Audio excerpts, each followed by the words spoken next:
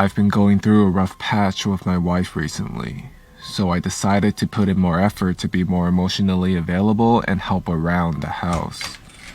One day, as I was charging an old iPad for my son to use, I accidentally stumbled upon some messages from my wife's Facebook Messenger that was still logged in. It was with a guy named JBC from her hometown.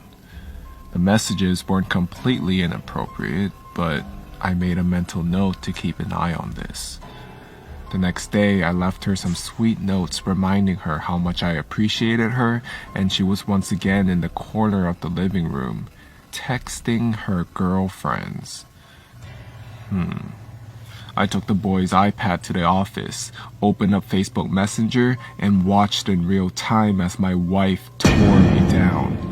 My flaws, my insecurities, and secrets I entrusted to my partner. I managed to take screenshots, but she was deleting them as the conversation was unfolding. I wasn't emotionally capable of confronting her, so I drank, trying to figure out what to do. "What's wrong?" she asked. I just had a bad day." A couple minutes later, I was watching the iPad as the train wreck kept unfolding. Messages that were clearly inappropriate, and my wife was completely into it. JBC even sprinkled some "I love yous" in there. So became the worst 2 weeks of my life, drinking and losing myself in the relationship. I consulted a lawyer and had him draft a strong separation agreement stating that she would move out. She would get weekend visitation, no child support in the interim until the divorce is final.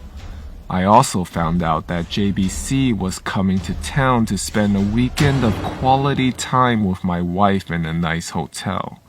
The next day, she's buttering me up and wanting to take a spa weekend with our daughter to relax, and when she gets back, we can really focus on our marriage. I go along with it. At this point, most of my feelings for her are completely gone, and I'm just seething with anger like I've never felt before. The day arrives. I take the day off work and I withdraw half of any money in any accounts we are joined on, and I left hers alone. I stop by at Office Max and I print out about 75 pages of Facebook Messenger screenshots. She texts me that she's taking off and that she loves me. I tell her to have fun. At about 8:30, I show up to the hotel and call my wife's phone from the lobby, but it goes straight to voicemail. So I walk up to the front desk and I ask if I can use the phone to be connected to JBC's room. It rings 3 times, and he picks up. "Hello? JBC, can you send my wife down to the lobby, please?" "I don't know what you're talking about." "Okay then, I guess I'll have to call Mrs. JBC and get her down here." Totally a bluff. I knew he was married and I knew her first name, but that was it. "You got 5 minutes." Not even 2 minutes later, my wife comes walking out of the elevator looking a little flustered. It's not what it seems. I'm not here to argue. The things that are said in this pile of papers are what's going on. The only way I'm not giving a copy of this to our daughter, your parents, and emailing it to everyone we know is if you move out immediately. Her professional life is built up around her image, so I knew she would protect it at all costs. Here is a separation agreement that I think is more than fair considering what's going on. I'm going to need you to look this over, sign it, and leave it at the house when you get your stuff. Do you want to look through these screenshots? No. Okay, go have fun with JBC. Do not come back to the house or I'm going to send this to everyone. As I'm exiting the lobby, I can hear her start to have a breakdown.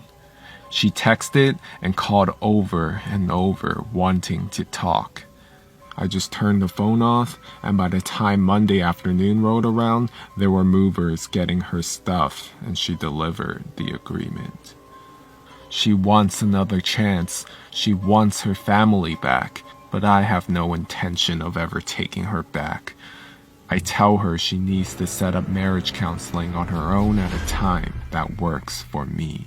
I tell her that I can't live with her, but she should be around the children to try and maintain a relationship with them. So starts our new normal of her coming over the house, cooking, and having dinner with the kids 3 nights a week. We went to marriage counseling. It consisted of her working through her issues with a therapist trying to figure out why she did it, her begging for forgiveness, and me stoically playing the victim. I was never going to give her another chance.